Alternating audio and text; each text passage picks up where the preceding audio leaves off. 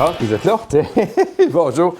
Écoutez, on va ensemble parler quelques instants d'un sujet important qui touche la santé. En particulier la pression. Le PSI, la pression, PSI, PSI.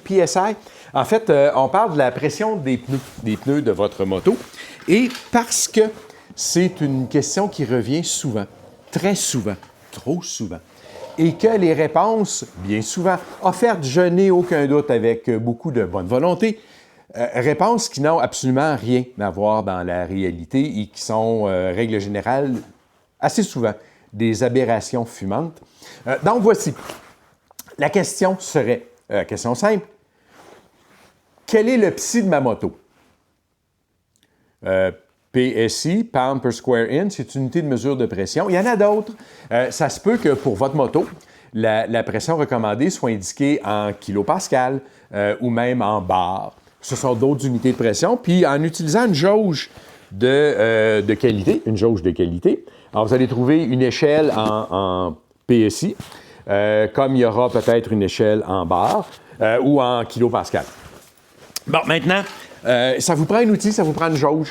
Ça prend une jauge pour mesurer la pression. Ne vous fiez pas aux jauges qui sont offertes avec les bornes de gonflage dans les stations-service. Ou, pire encore, si vous avez une gugus dans ce genre-là, qui est un truc qu'on attache après le compresseur et qui se rend jusqu'aux roues, ne vous fiez jamais à ces gugus-là. Le mien, qui en était pourtant un d'une certaine qualité, affiche 10 PSI de plus que la mesure réelle du pneu qu'on essaie de faire. Bon, le pneu est le seul point de contact entre vous et la route, entre la moto et la route. Et la pression recommandée pour les pneus de votre moto n'est pas, contrairement à ce que certaines personnes croient, la pression indiquée sur le flanc du pneu. Alors, vous allez trouver sur le flanc du pneu, habituellement, la pression maximale que le manufacturier du pneu reconnaît comme étant celle à laquelle le pneu peut être roulé. Par exemple, Max Cold Tire Pressure, ça, c'est la pression maximale que le pneu, normalement, devrait endurer avant d'exploser. Donc, ce n'est pas la pression pour votre moto particulière. La bonne pression pour votre moto, elle est à deux endroits. Il y a deux sources pour la pression recommandée à votre moto. La première, elle est quelque part sur le châssis de la moto. Dans le cas de la mienne, c'est sur le poteau de fourche côté gauche. Regardez, c'est ça que ça donne. On est capable de le trouver. Ben oui, des fois, il faut se mettre à quatre pattes pour le trouver. Sur d'autres motos, comme celle-ci, par exemple, c'est la Goody de mon fisson. La pression recommandée est inscrite sous le siège. Ça, c'est la première source. Deuxième source, dans le manuel du propriétaire, je sais. Je suis probablement le seul au monde qui lit le manuel du propriétaire. Mais c'est fou tout ce qu'on peut trouver là-dedans. Vous ne me croiriez pas toute l'information qu'il y a dans ce manuel-là. Donc, dans le manuel du propriétaire, il y a une table d'index. Dans la table d'index, on peut trouver pression des pneus et ça nous renvoie habituellement à un tableau qui nous montre la pression recommandée. Dans ce cas-ci, pression qui est présentée en bar, c'est une moto européenne. Si tu veux, les Européens, ils ont toutes sortes de drôles d'affaires. Donc, la conversion est assez facile.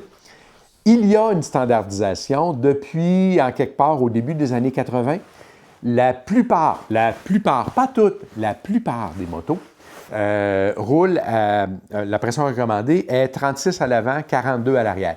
Ce ne sont pas toutes les motos. Ce n'est pas une vérité universelle, mais il y a beaucoup de motos qui sont à 36-42. Une fois que vous avez trouvé la bonne pression, avec un outil, un instrument qui permet de la mesurer correctement, oui, il faut se mettre à quatre pattes, des fois, il faut même se coucher à terre.